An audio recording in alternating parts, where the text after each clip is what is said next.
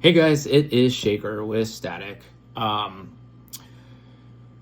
so after we interviewed Jesse, we found out that there were a few technical mishaps that we weren't aware of, particularly with the sound. So this is going to be edited a little bit different. Um, Also, keep in mind this is the first time that Kelly, Dina, and I have ever done anything like this. Um, so there were some areas that we definitely need to improve on, and trust me, we will. Um, Having said that, we ended up throwing out the format. I wasn't really supposed to be in the video at all because that's just not something I'm good at. I was only going to be in the last segment. But something kind of happened while we were taking a break, and Jesse and I started talking. We've known each other for 3 years, but we just really have never talked about Dying Breed or his, background, why he started playing. Um, so I was kind of fascinated by that. So I just kind of kept going, and thankfully Dina turned on the camera and then grabbed her cell phone and started recording from her cell phone as well. So that's why you're going to get different camera angles. So, like I said, we're going to get better. It was an incredible interview. I cannot thank Jesse enough for his patience and for giving us as much time as he did. So Jesse, once again, thank you. I also want to thank 31 Sports Bar and Grill for giving us the space to use to do the interview. Once again, December 5th, 8 p.m., Dying Breed with Restricted will be at 31 Sports Bar and Grill. So I will stop talking, and please go ahead and watch the interview now.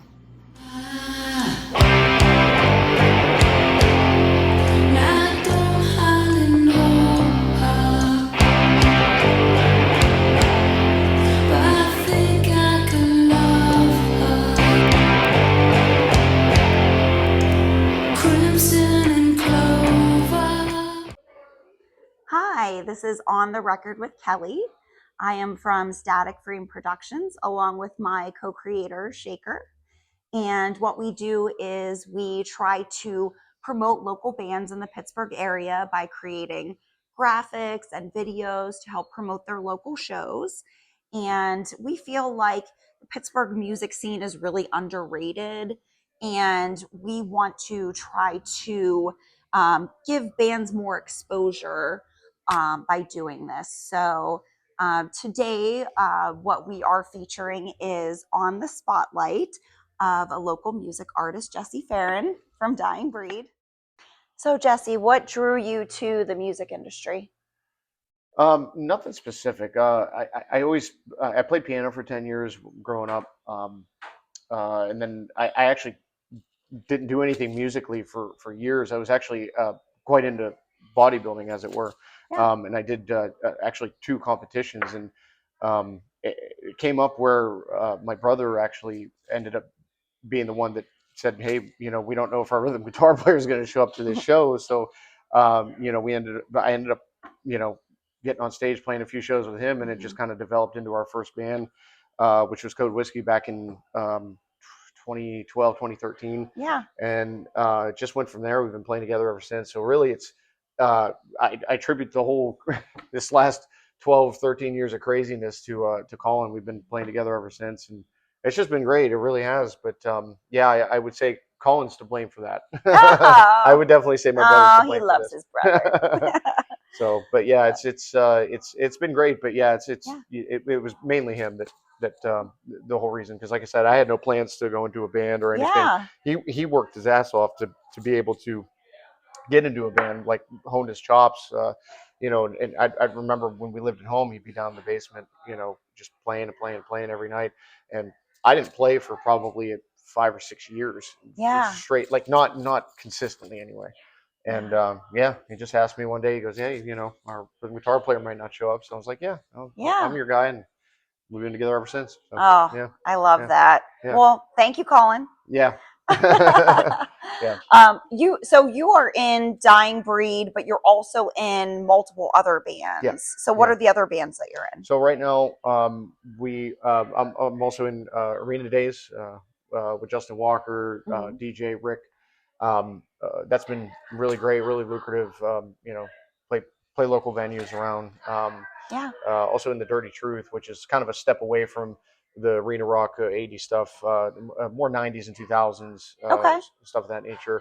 And then also me and my brother do acoustic on the weekends where we're Yeah. not booked in anything else. So yeah, it gets crazy sometimes, but it's a blast, and I wouldn't have it any other way. Oh, Yeah.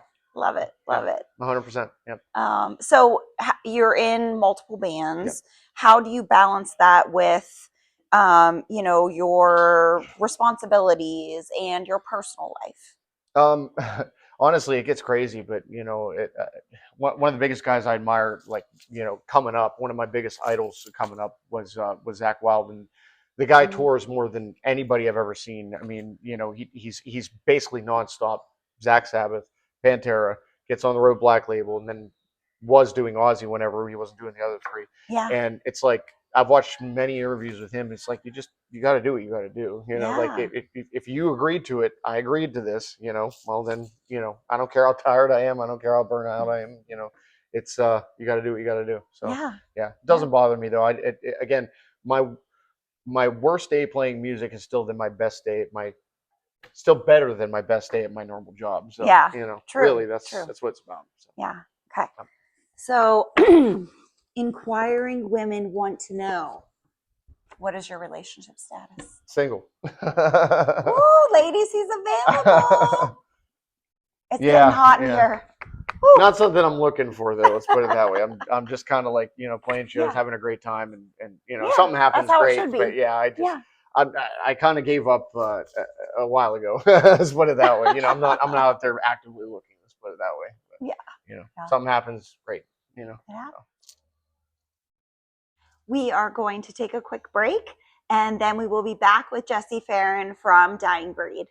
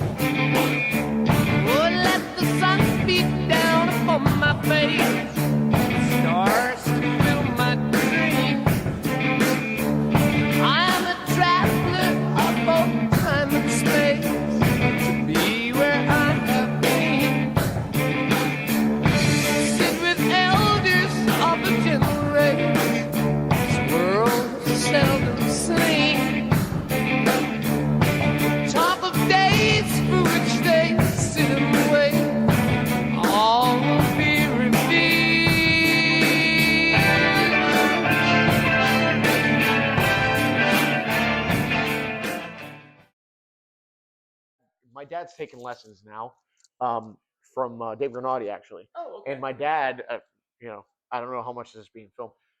My dad actually, his 70th birthday party is going to be, and not to plug where we're at here, but or not to not plug where we're at here, but his 70th birthday party is going to be at the Sportsman's Club in Monaca, near where I live, on March 21st. He turns 70 on March 25th. He's going to play a song with us. Oh, that's awesome. Me and Colin, but yeah, it's going to be us three playing guitar. Yeah. Okay, we'll so be there. I'm really excited for that. Please let me know. Really excited. Oh, and it's the Dirty Truth too. So Dirty Truth and Dying Breed both are Okay. going to play that Oh, night. shit. Yeah, Okay. yeah. It's going to be a great time. But my dad goes.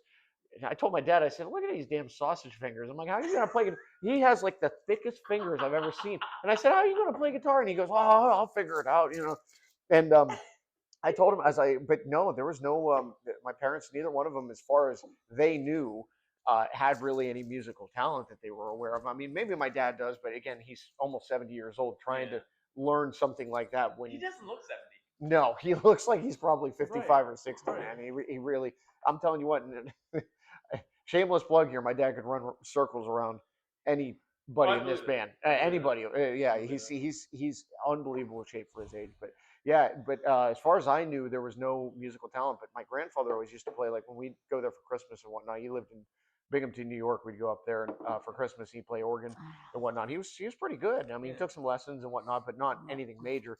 And I took lessons in high school, like some basic chords and stuff. But other than that, me and Colin, neither one of us have really had any formal lessons. And I'm like, well, Shaker's like, I can tell. I don't. No, No, like you, like I don't know if you remember this. So it was literally right here. Yeah. You guys were playing, and then I think it was like you guys were playing Purple Rain, and then you put the guitar on me, and I'm like, I looked at Gina, and I'm like, am I playing this? And you're just like staring at me. Yeah, I'm like, bro, like just because what I'll do is it's like if I know some people don't know the song, but it makes for a more entertaining show. Like put it on you, and be like, dude, just strum. I got the chords, just strum. You know, you got it. You know, okay. It's just. I didn't do that. Yeah, it's fun. Go out of your way. Like, well, again, like Kurt said, he's like, well, nobody wants to hang out with an asshole. Nobody wants to. This music team is too small for somebody to act like they're better than someone else. Right. Like it's just I've never been about that. I never will be about that. It's just to me, it's I'm thankful that I'm able to do this. And you know, what's funny is because it brings me to a time I remember when me and Dan first got in a band together. It was a Guns N' Roses tribute. Nobody probably ever seen it. You probably never heard of it. Yeah. We were you remember the Dead Horse down at the Keys Rocks? Yeah. So Lou Hetzer, the Sweet Lou they call him, he was the owner, and he's like, I want to do this Guns N' Roses tribute band. We were called Appetite for Dysfunction. Okay. Because Colin was Slash, but I was DJ Ashman. Okay. So we were doing like a mix of the two. I gotcha. Versions of the two popular versions. And I met Dan I came in one morning for breakfast at the bar, and he goes, "Oh, this is gonna be our drummer. His name's Dan Slide." I'm like, "Oh yeah, cool, man. Nice to meet you," or whatever.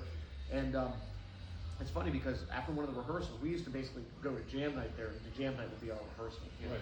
And we left one night. We went to Eaton Park to have some food afterwards. And I remember Dan saying to me, he goes, "Dude, you know what? There's not a lot of hobbies that you can do that you get paid for doing that hobby. Right. You know, like there's most hobbies you got to pay to do it. If you golf, you hunt, whatever, you got to pay to do that. You don't get any really return investment. Yeah. This is one of the few things where if you're decent enough, you can make money doing it. And it's like that's why I'm like the worst day playing music is still better than my best day at work. Yeah. You know, it's like it's not a job, and it never will be. The minute I tell everyone that, and my mom, God bless her, she's told me this so many times. She goes, the minute it stops being fun is the minute it's time to hang it up. You're right. But that time is not yet. No. We got a lot of years left. Yeah, you do. I told Dan, I said, you know what? You think we can do 20? That would make you 60 years old. That would make me 46. I don't know, it might be possible, because that's why Ozzy did it up to the very end. Right. A lot of people go, oh, well, it's a cash grab or whatever. I do believe some bands need to be out there on the road. I do believe a lot of those bands from the 80s, Quiet Riots, your Warrants, I think they need to be on the road because, they weren't big enough in the 80s to warrant their retirement. 100%. But bigger bands like, Ozzy and whatnot, I truly believe that they love it so much, like you can't just give it up. Yeah. You can't just stop that. I mean, that roar of that crowd and that adrenaline that you get, there's nothing like it. No.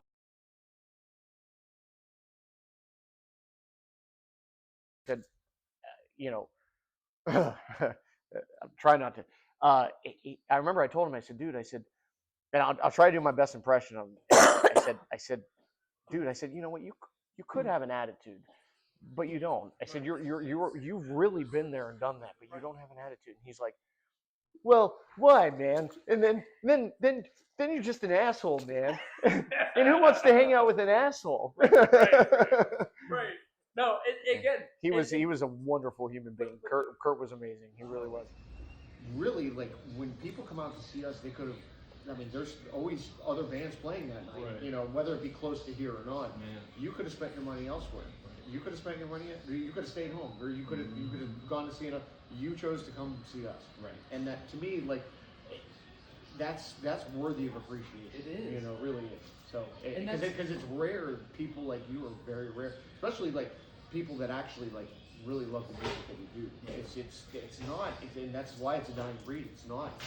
exactly the forefront. I mean, you see these bands like Tom Kiefer and LA Guns, they're playing Jurgles, which, don't get me wrong, I mean, I love playing Jurgles too, Right. but it's like 600 people when they were doing arenas back in the 80s. Yeah, It's like, I you know, so bringing that down a level to a cover band like us, it's like being able to attract people when you're not that band is even harder, you know, because it's not exactly mainstream music. It's you know, it's not. Far from it. It's not. And it's interesting you bring up Jurgles.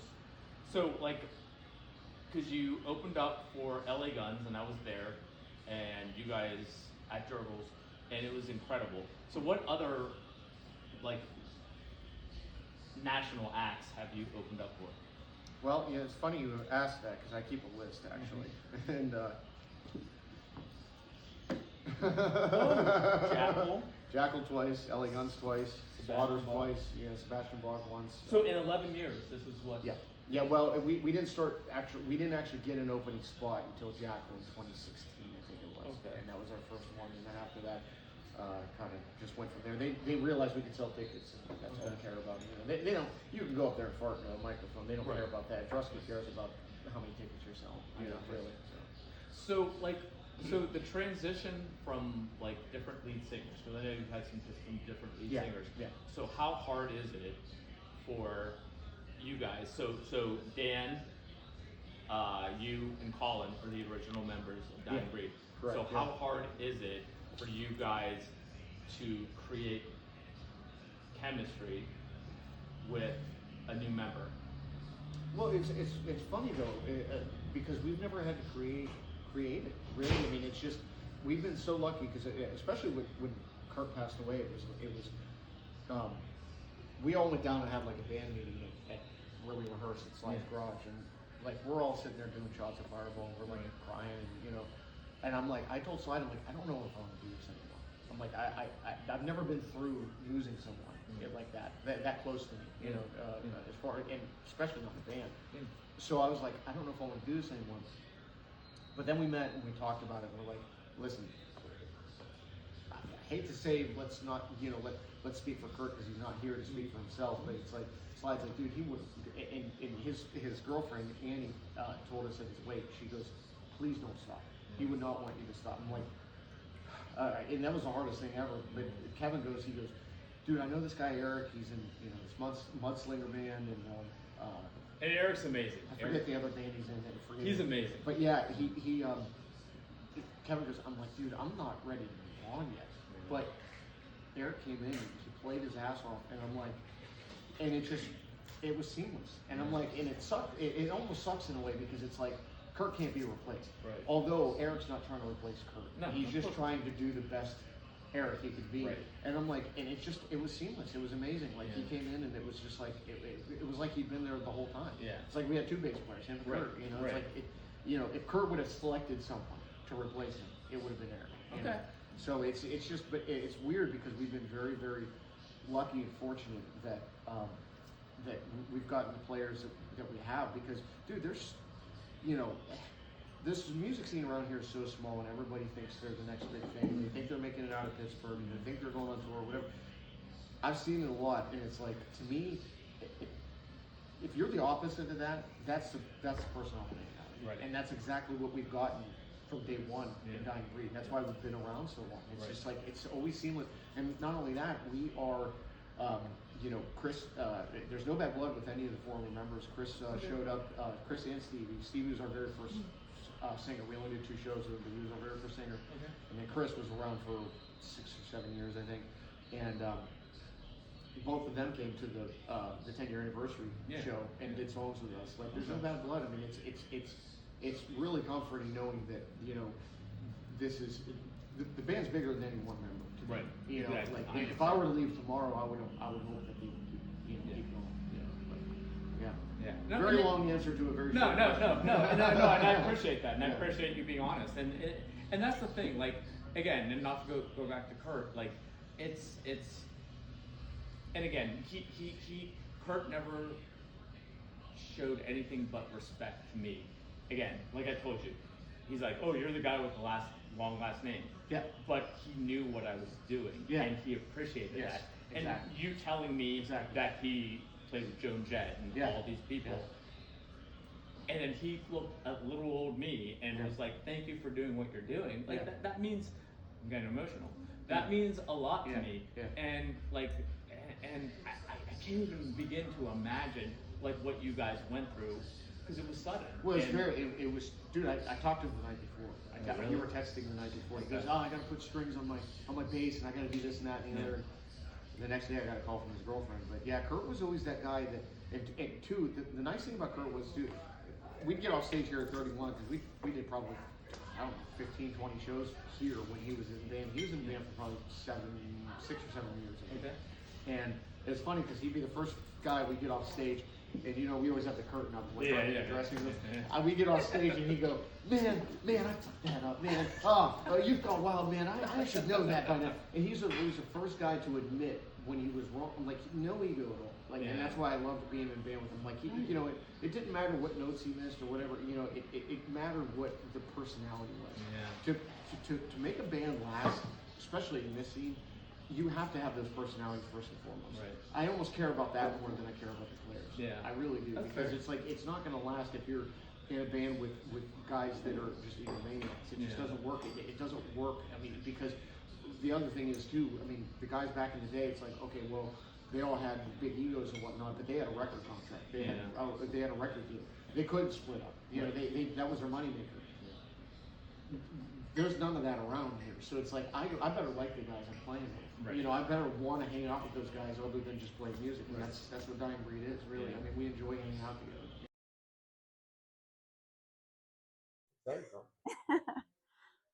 Welcome back to On the Record with Kelly. Joining us is the co-creator of Static Frame Production, Shaker. Hello, how are you? And this segment is going to be called The Shakedown. Yeah. Before we get into this, I just want to thank all of you for following us, all the kind words. Like, I'm honestly very overwhelmed. We have over 500 followers on all of our social media, and it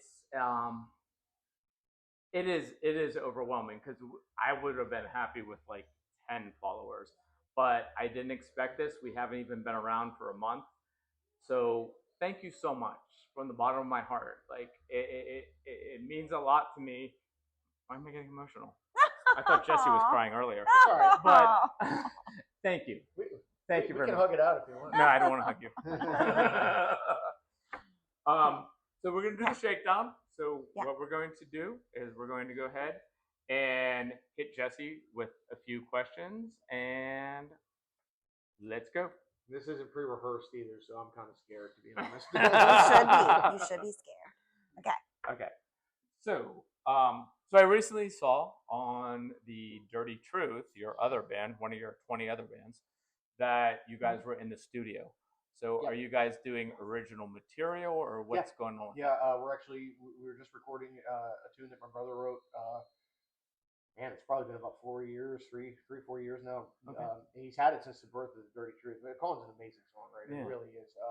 But yeah, we were in the studio last Tuesday recording that. So hopefully look for that to come out probably within the next month or so. Okay. Are you guys going to be doing some shows after that? Yeah, we're looking at booking. It's just it's a little bit difficult with given Charlie's schedule and then our schedule as well. But yeah, we're working on it. Yeah, we're good for one show every 6 months or so. Gotcha.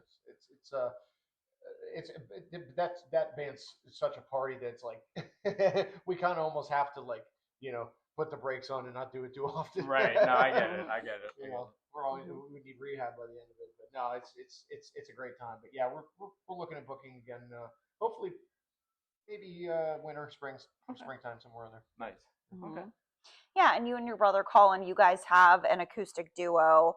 Yep. Are there any plans for the future, like doing something, say, like an MTV Unplugged, anything like that?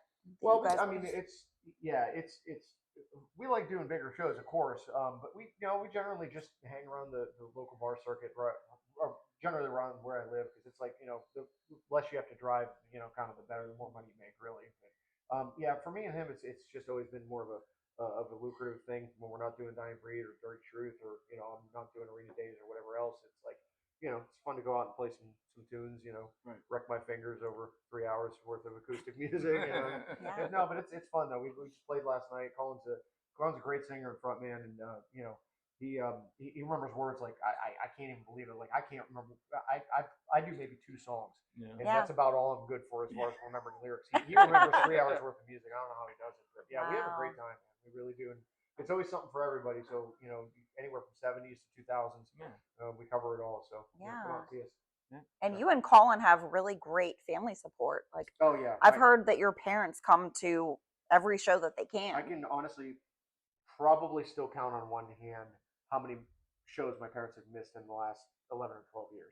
And they are I couldn't have asked God for better parents. They're just the most supportive people. And everybody loves them too. They're like, oh, the Farren parents. I love them. They're literally and I told my mom, I said, if we ever make it big and we do like a stadium show, I'll make sure we get you guest passes. She goes, well, I better. And I said, well, don't worry. I said, I won't put you in nosebleeds, but Right. Yeah. down on the floor somewhere. I mean, I love your parents. I mean, Everybody does, they man. took a picture for my birthday. At the birthday TV, show. yeah. For Arena Days. But again, like, and you and I have talked about this. Like, you and Colin are like so appreciative. You always come up and talk to me and say thank you for coming to the shows. Oh, 100%. And your parents do that. Like your mom, Yes. like when you Arena Days played here, like your mom came up and just gave me the biggest hug. And it's just like and it's well, they're the most loving people, really. I mean, you can't you can tell when someone's genuine. Yeah. And my parents are genuine people, and that's why I say, like, whenever somebody says about me and Colin being nice people or whatever, I'm like, don't say about us. It's because how you were raised. It's how we were raised. 100% agree. 100%. Yeah. So as far as musical influences, so everyone knows I'm a big Van Halen guy. 100%. Always record. So who are some of your musical influences? I started playing because of Leonard Skinner, actually. Leonard really? Skinner, remember 97, Live from Steeltown, when they recorded here in 97. Oh, yeah. wow. I wore that album out. I wore the videotape out. Yeah. I mean, I started playing because of that, Bad Company. Yeah. And then, but I would say nowadays, I think King Edward, Okay. is my guy. Yeah, it's just, he did things with guitar that nobody ever, there will never be a second Eddie Van Halen. It'll Okay. never happen again. Okay. So are you a Sammy or Dave guy? I'm a Sammy guy. Oh, me too. Yeah, I'm a Sammy guy. People, man. okay. People don't realize. Yep. Because I say this all the time. Like, Van Halen did not have a #1 album until Sammy Hagar. However, had they not written those first hits with Dave, there wouldn't have been a Sammy. That's fair. So No, I give that's credit fair. where it's due. That's fair. I do like the first album. The first album was groundbreaking. Yeah. However, I don't know. They just seem like they had more fun with Sammy. I know. But And I'm a Sammy guy. musically, Yep. I get it. Yep. I get it. Yep. Yeah. Definitely Sammy guy. Yep. So here's a question that I love to hear the answer to. So, what is the craziest thing that you have seen at one of your shows? Like, has there been any Nothing too nuts. I mean, honestly, crazy we thing? play the Sportsman's Club out in Monaco. This one guy takes his shirt off a lot. Like, Is his name Jesse Farren? Yeah. Well, Is he posing? Hey, touche, my friend, touche. He takes his shirt off, and it's funny because the Sportsman's Club supports Central Valley School District football team. Yeah. And they have a couple of helmets, and he'll take his shirt off and put the helmet on. nice? And this dude gets annihilated. But We'll have to get video of that at some show. I don't think anything's ever been too crazy. What's funny is too, in 11, 12 years of doing this, I never seen a fight at one of our shows. Really?